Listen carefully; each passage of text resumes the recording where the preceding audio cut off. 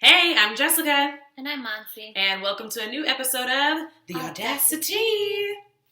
Okay, so today we are going to talk about something that has really been like a long overdue topic in America, I would say. It's about decriminalizing sex work.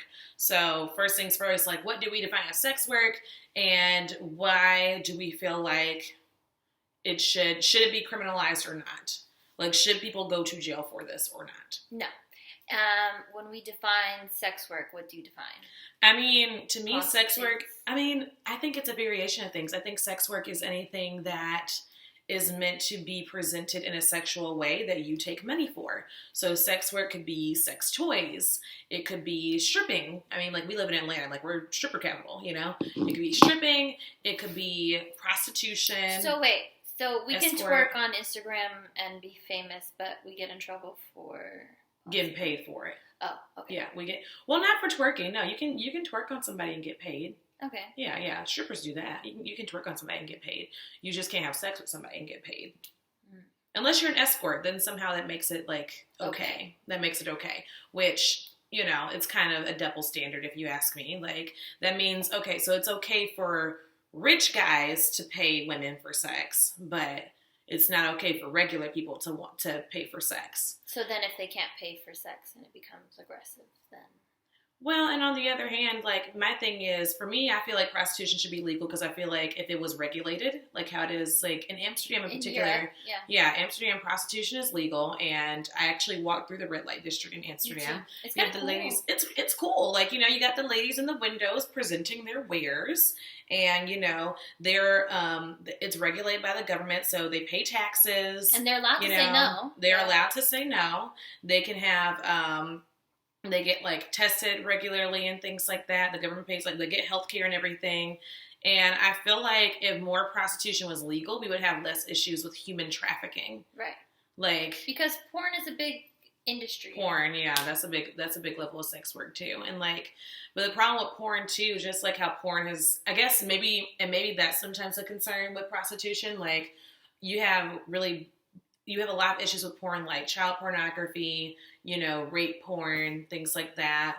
But at the end of the day, I also feel like people are going to do bad things, whether it's legal or not. Yeah. We're not telling you to do it. Like, I mean, if you want to have sex and get paid for it, like, what is that my business for? Like, right. You're not hurting anybody. You're not hurting anybody, you know, unless you're not getting tested regularly. Then you might be. But I mean, somehow escorts are able to accomplish these things where, like, you know, they can run with these high profile rich men. And I think that's the reason, is because it benefits rich men. But at the end of the day, you have prostitutes out here who are getting picked up off the street when, you know, at the end of the day, she consented, possibly. Or she was pimped out, and, like, that's who you should be after, is the pimp, not the prostitute. That's a whole other set of problems right there. You got a lot of, you know, like, runaway girls. You have a lot of, and boys. Let's not act like there are not male prostitutes out there as well, and that the sexual abuse of men is not a problem, because it absolutely is. It absolutely is. It's something we don't speak about as often. And it needs to be. It needs to be. But... you know, you're talking about an industry that's made up mostly of women who would take the most benefit from it because they are the main people working, and it becomes criminal. Correct. But it's okay when it's like these high-profile men who are paying for it. Right. Because escorts is fine, but it's still a form of prostitution. It's just the fancier. Way. I mean, like, you know, I see nothing wrong with being an escort. You know, you go, you have a nice dinner with an old man, and you do your deed and you move on. But, like, it's kind of like a sugar daddy, though. It's definitely like a sugar daddy. But, like, I think on the same level, though, like, they know what they're there for. It's just like when you're an escort, you at least get to go on a date first. Right. When you're a prostitute, it's just kind of.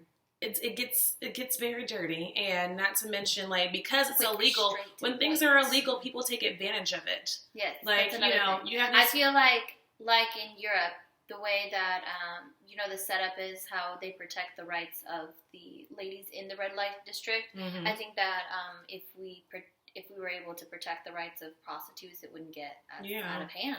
And we have an overcrowding of jails anyway. Like, why put a prostitute in jail? You should try to help her. Please. You should try to help her. Because or him.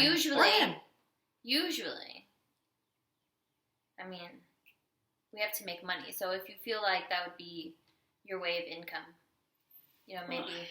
And nobody wakes up, nobody spends their childhood dreaming oh, one day I'm going to be a prostitute. Right. I'm going to be a stripper. Nobody dreams of that. People are doing what they have to do to survive, and they shouldn't be punished for it if they're not hurting anyone. I think if anything, the person who bought the prostitute knowing that she's 14 and therefore they're against her will is the one who should go to jail, which they do, but it's hard to nail those guys. Yeah.